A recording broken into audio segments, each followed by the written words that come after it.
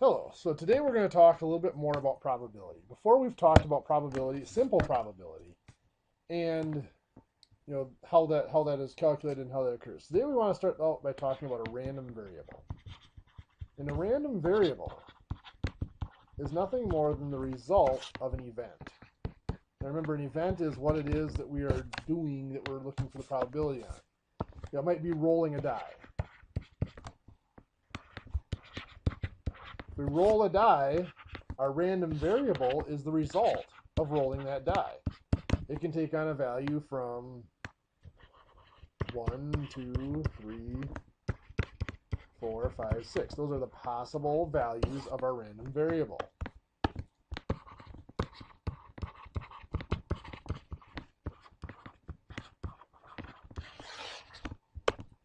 We might have flipping a coin. To flip a coin, the possible values of that random variable are heads or tails. Only two possible values. Now we're going to come back in a few minutes and talk about more complex events, more complex situations. But for right now, I want to review discrete versus continuous.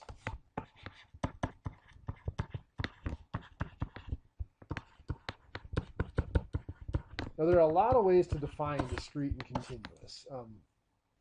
Discrete, sometimes you find that there's gaps between it or there's only certain intervals.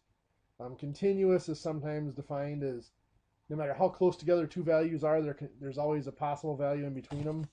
I'm going to define it this way. Discrete is usually a random variable that is counted.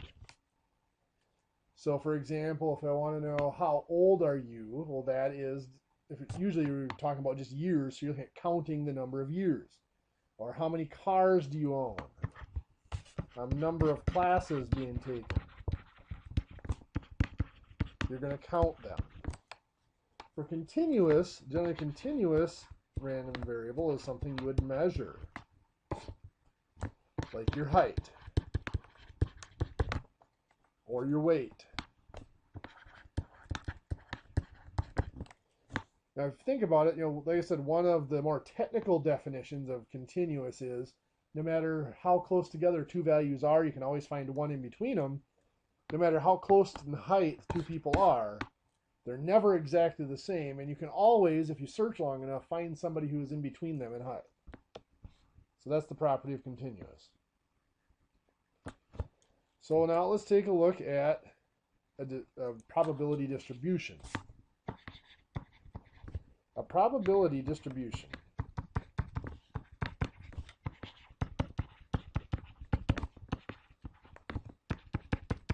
lists two things.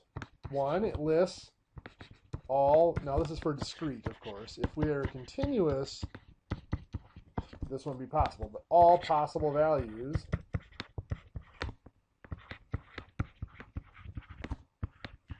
of the random variable.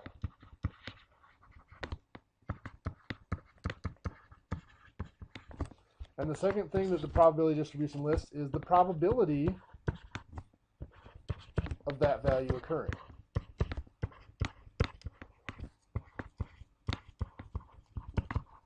One of the simplest ways to list this out is just in a table. So let's say we're looking at the number of cars in a household.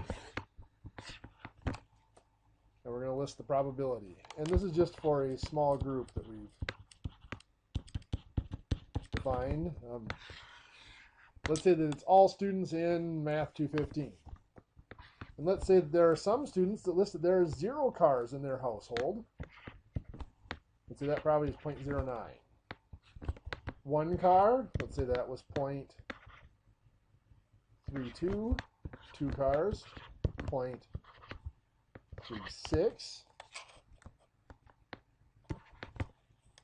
3 cars, 0.19, and 4 cars, 0.04, and nobody in our class listed that had more than 4 cars in their household.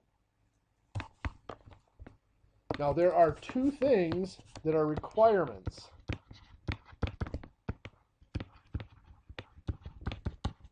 of a discrete probability distribution. So requirements of a valid distribution. Number one, all probabilities, so P of X, must be between 0 and 1. 0 would mean it's impossible. 1 would mean it's inevitable. And second, the sum of the probabilities must add up to 1.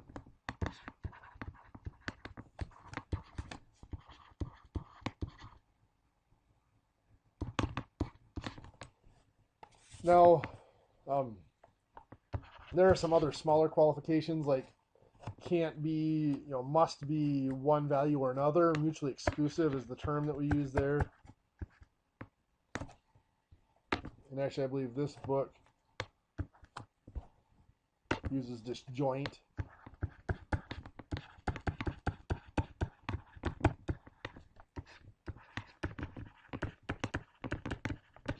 What that means is nobody could be listed in two possible categories at the same time. There's nobody that has both one car and two cars at the same time.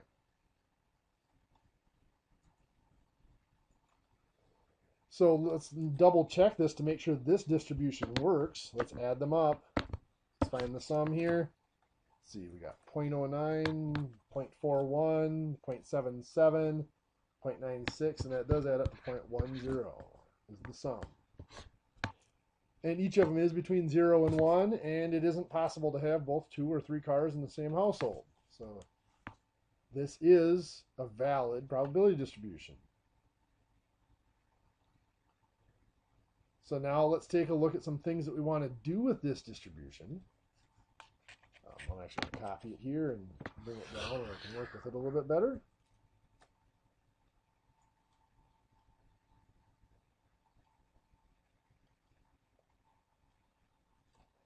If I want to find the probability of this in this distribution, for example, let's say I'm asked to find the probability that a randomly, of course, this is all about a randomly selected student. So probably the randomly selected student has one car in their household. Well, I'm just going to look at the table. That's 0.32. So that's an easy one. Second one, what's the probability that a student has at least 2 cars in the household? Now we have to consider, what does this include? At least 2. Well, would 2 be at least 2? And yes, it would. 3 would be at least 2. And 4 would be at least 2. So it's the probability of 2, 3, and 4 all added together. So we're going to add 0.36, 0.19, and 0.4, which adds up to 0.59. Well, over here, there's something I discussed there, the idea of a complement. We've mentioned it before, but remember, a complement,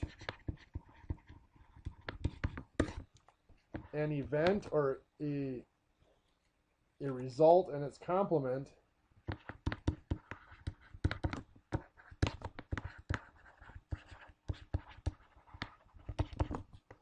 must equal the whole sample space.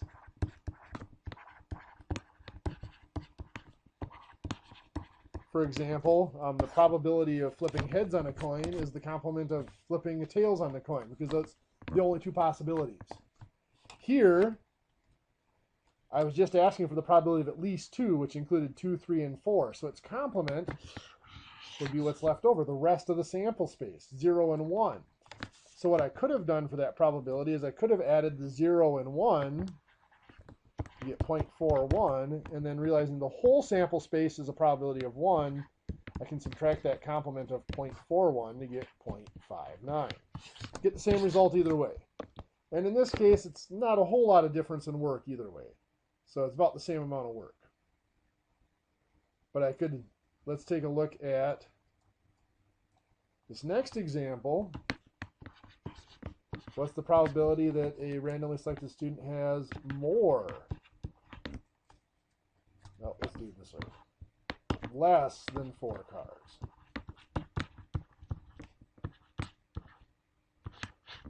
Less than 4.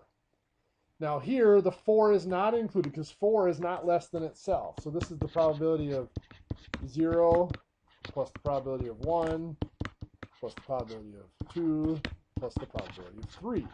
I'm adding up those four probabilities. So 0.9 plus 0.32 plus 0.36 plus 0.19 adds up to 0.96. Now there, that complement would have been very handy because the complement, well, all that's left over is just the 4. So the complement has a probability of 0.04. So I could have just done 1 minus 0.04 to get, you guessed it, 0.96. Well, let's talk about the expected value. Expected value is kind of like a mean. To find the expected value,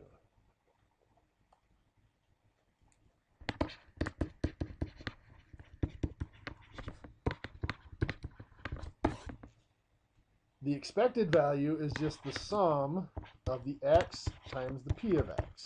In other words, the value times its probability. So here, x, the random variable, is the number of cars. 0, 1, 2, 3, or 4 are the possible values in this case. The probability, p of x, are the probabilities we have listed there. So to find that expected value, or the mean, we're going to multiply. 0 times 0.09 is 0. 1 times 0.32 is 0.32. 2 times 0.36 is 0.72. Now all I'm doing is taking this value here times this one. So 1 times that, 2 times that. 3 times 0.19 is 0.57. And 4 times 0.04 is 0.16. Now if I add those all up, I got 104, 161, 177, 1.77. That is the expected value. The notation is often listed as E of x, like this. The expected value of x. What I'm saying is if I randomly selected students, on average, those students would have 1.77 cars in their household. Now, obviously, there is no student that has 1.77 cars because it's discrete. But on average, the student selected would have 1.77 cars. Now, to find the variance and standard deviation,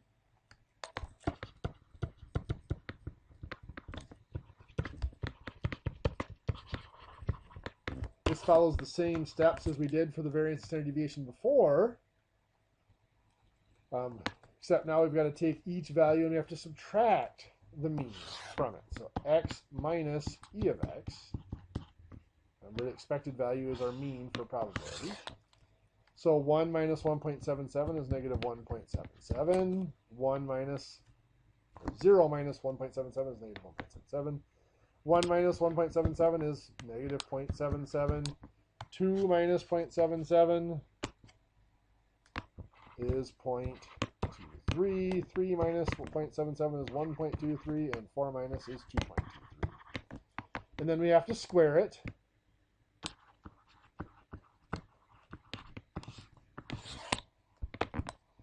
So I'm going to pull up the calculator here. 1.77, negative 1.77 squared is the same as positive 1.77 squared. 3.1329. 0.77 squared. And negative 0.77 squared. Remember, a square will always give you a positive result. Is 0.5929.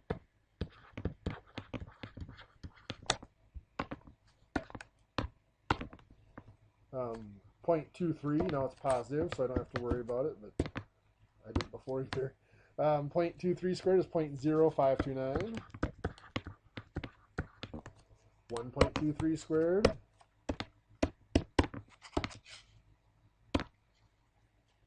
1.5129. 2.23 squared.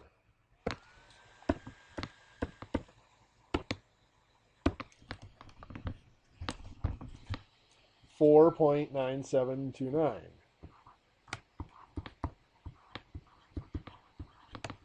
Now, before we do this is where we would normally add them together, but we now have to weight them for the probability. So we have to multiply each of those times that probability. So we're going to do the 0.09 times, you know what, I'm just going to pull up a spreadsheet here to make this a little easier on myself.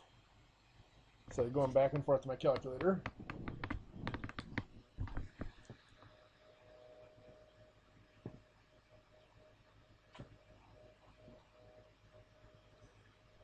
so it's a little bit bigger here.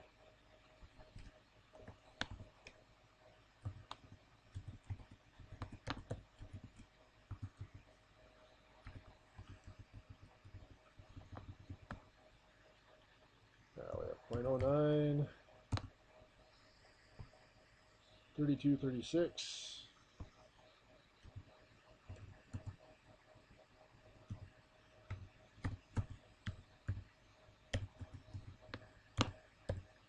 Okay.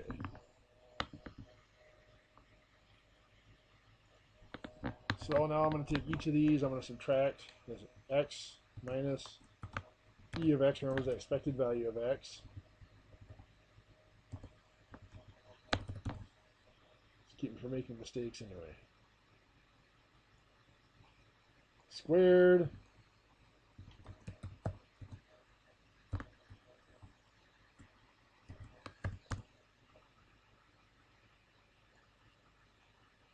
And again, here's where we take that squared times p of x. So that's going to equal this value times that probability. And now we're going to add those up.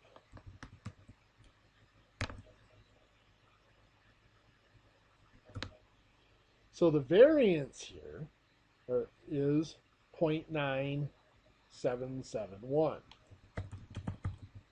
The standard deviation is going to be, of course, the square root of that.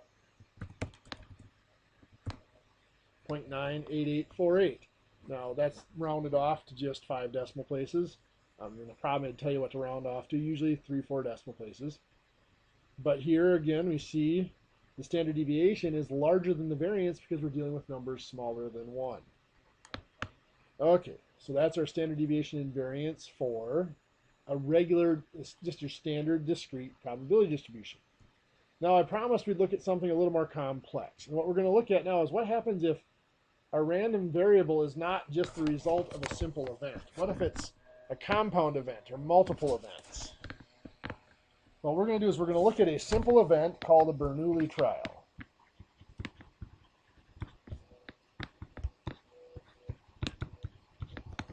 And a Bernoulli trial has only 2 possible results. Only 2 possible outcomes. And those outcomes are success or failure. Now that doesn't mean rolling a die cannot be a Bernoulli trial. You just maybe a success is rolling a 1 or a 2, and a failure is 3, 4, 5, or 6. You have to be able to define it into 2 possible groups of outcomes. The second is, of course, they're independent. If I roll that die once, what I get on it that first roll does not affect what comes up on the next roll. Third is the probabilities stay the same.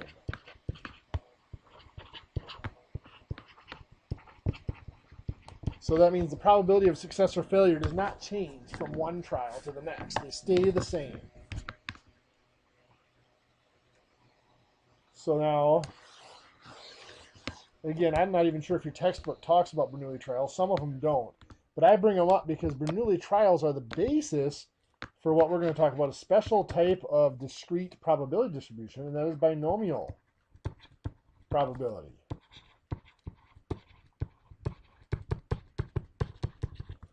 Binomial probability is where we take several Bernoulli trials.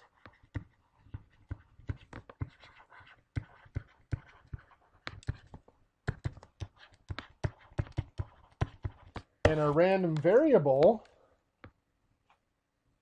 x, is equal to the number of successes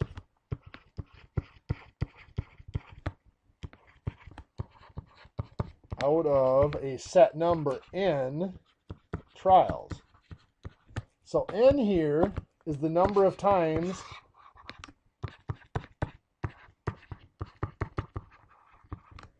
we repeat the trial.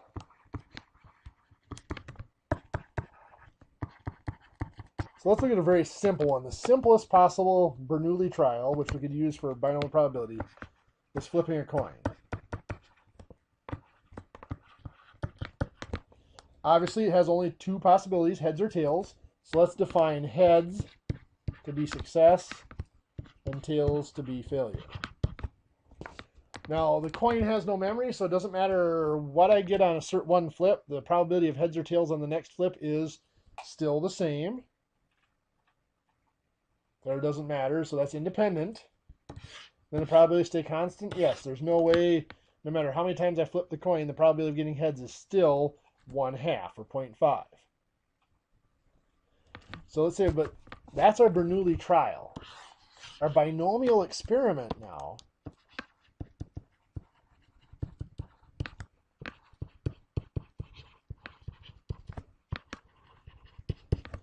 we are going to repeat that Bernoulli trial 10 times. So we're flipping that coin 10 times. Just got a straight mark there. So our variable x has possible values starting at 0, because it's possible to get all 10 of them tails. So we'd have 0 heads, 1, 2, 3, 4, 5, 6, 7, 8, 9, or 10. So the probability distribution for this Bernoulli trial is going to have values from 0 through 10. So I'm going to do this in Excel again just to populate it easier for me.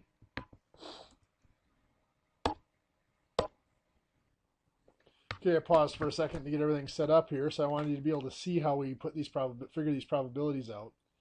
So on the calculator, define binomial probability. So we have x here is the number of heads. P of x, of course, is the probability of getting that. N, now here n is going to be 10 because we're flipping the coin 10 times. Now there's another thing we need to define, and that is p. Little p is the probability of success on a single trial.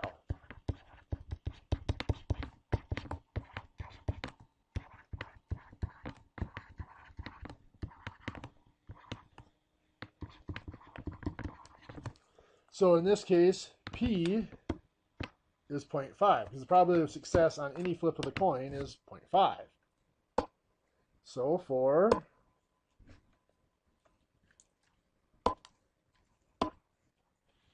in the calculator then, to find each probability, for example, the probability of getting 0 heads. So that means x is going to be 0, n is still 10, and p is 0.5. Probably getting heads on a single flip, a single trial. On the calculator, it's binom PDF, which stands for probability distribution function. We put in n, which is 10. Our probability, our little p, is 0.5, and then our number of successes desired is 0. So let's look at the calculator. To find binom PDF, you go to second. Then distribution here is above variable. Then you got to arrow down a ways. It's actually the 10th option is binom PDF. Actually, sorry, the 11th option. If you go down one more, you see it's binom CDF. CDF stands for cumulative distribution function. That takes all the ones from 0 up to that value, which we'll look at that in a little bit as to how that's used. So binom PDF. N is 10, our probability is 0.5, and we want to know 0 successes. That comes out to be, now what that's doing is that's putting that in scientific notation. So that is really 0. Removing the decimal. -4 means 10 to the -4, so moving the decimal point over 4 spots to the left. So 0.009765. And then for the next one, second distribution, we arrow all the way down, binom PDF, still 10 trials, still a probability of 0.5 per trial, oops, 0.5, not 0.5, And what's the probability of getting one success? 0.0097656. We'll go 977 just to be consistent with our rounding. Now I'm going to go ahead and just put these in Excel because there is a function that does this. This is the binomial dist function. There, if I can type. This one puts things in a little bit different order though, so number of successes would be 0.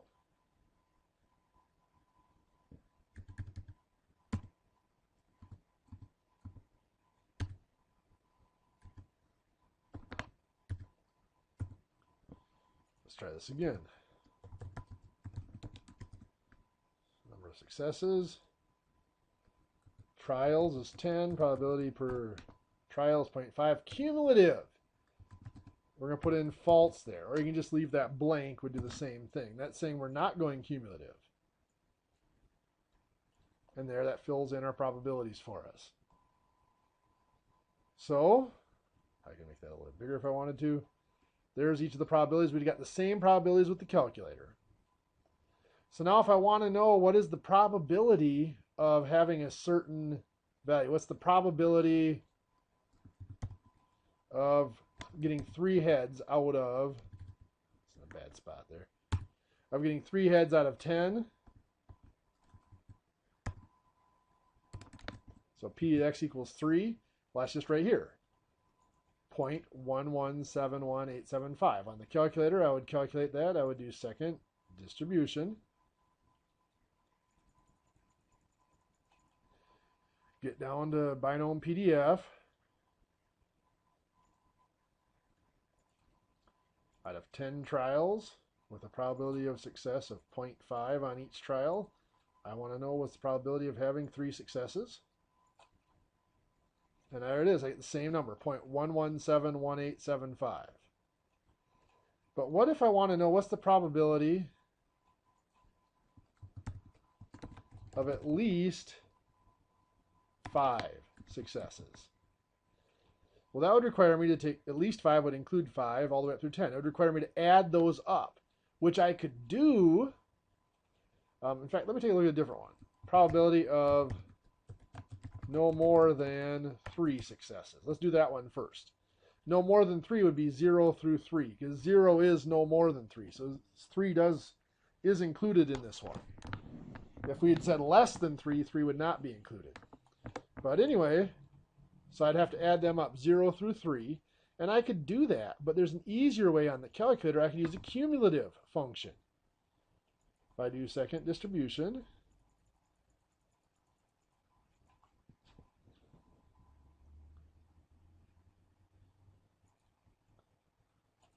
now I'm going to do the exact same thing. 10 is my number of successes.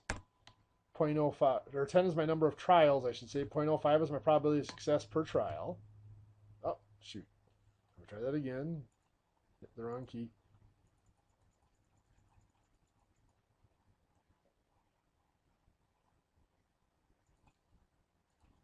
So 10.5. And I want to know, this is 0 through 3, so that's why I'm putting in the 3 there. The cumulative will automatically do everything from 0 on up to the value I entered. So that'll add up the 0 through 3. So I get 0.17, oops, why is that? Yeah, 17180.1711875.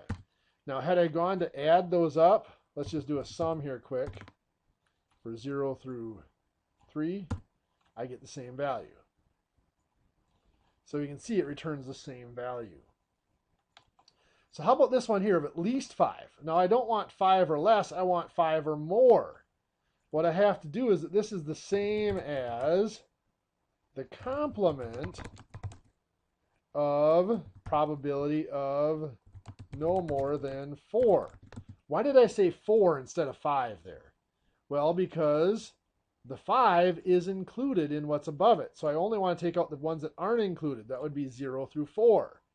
So I'm going to enter binomial distribution, cumulative distribution, I should say.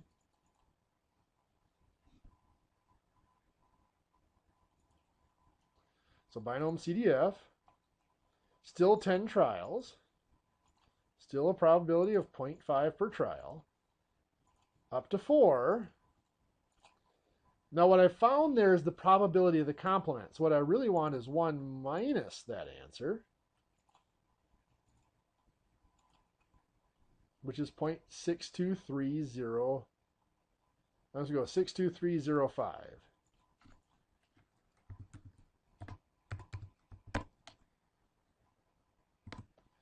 What would I get if I were to add these up? Let's do a sum. 5 through 10. And you notice we get the same value, 62305. I have more handouts that I will send to you on doing binomial probabilities. I have some Word documents that what I will do actually is I will post them on Monday night during our discussion. I will post them on Collaborate for you to look at so that you can view those. They go over how to use both Excel, the calculator, and by doing it by hand if you want to find probabilities, and how to use that cumulative probability function and such. Okay, so now the next thing we want to talk about is how do we find the expected value of a binomial distribution?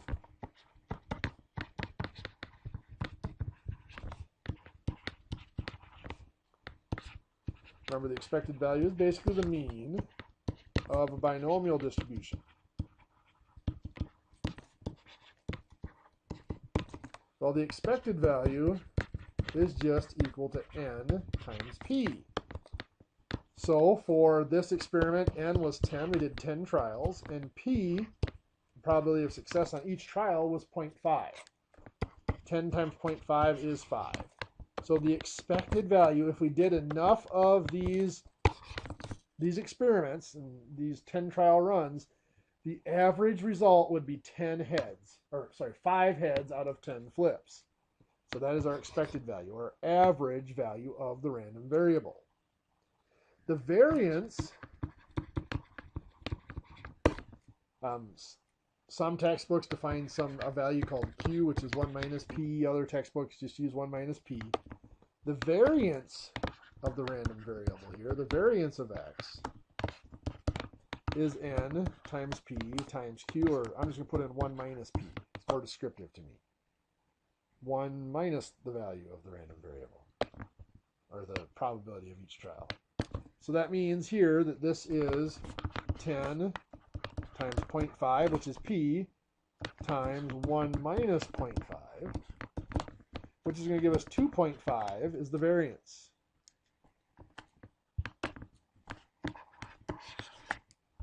And then, of course, the standard deviation is just the square root of the variance. So it's the square root of n times p times 1 minus p. So square root of 10 times 0.5 times 1 minus 0.5. 1.58 is where we're going to round that off to. Let's take a look at a slightly different situation. So we're going to roll a die.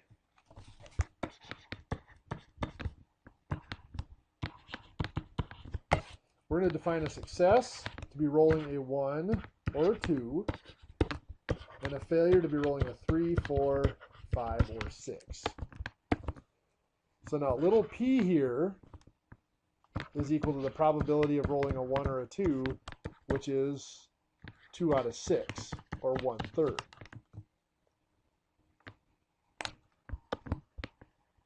So for a Bernoulli trial, that's our little p. Let's say that for a binomial experiment,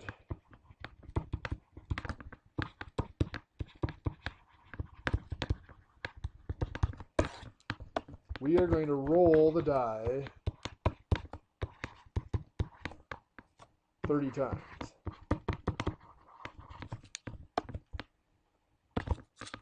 So we could do the distribution, but we're not going to worry about that. Right now, n equals 30. That's the number of trials. little p equals 1/3. And x, of course, can be anywhere from 0 to 30. So if we were doing the distribution, we would have 31 values for x, and then 31 probabilities, one for each of those values of our random variable. Let's try to find e of x, the expected value, or the mean of that random variable.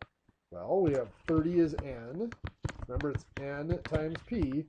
So 30 times 1/3, which is 10. We would expect, out of 30 rolls, on average, we would expect 10 successes.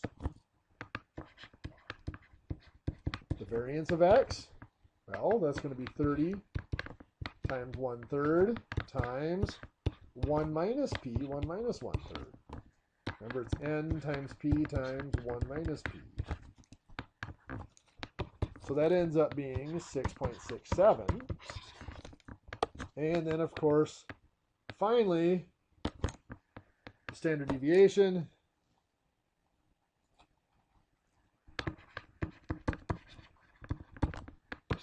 of x is going to be the square root of n times p times 1 minus p. So that'll be the square root of 30 times 1/3 times 1 minus 1/3. I could just put in 2/3 here if I wanted to.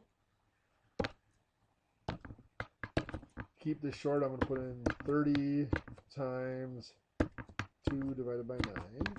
That's 1/3 times 2/3, which this is the square root of 6.67. I'll show you that in just a second. 2.582, we're going to call this. We're going to round that off. I'll prove this to you. If I square this, I get 6.66666. I get I get my variance. So that is basically, that's the highlights for this week. If you have any questions, let me know.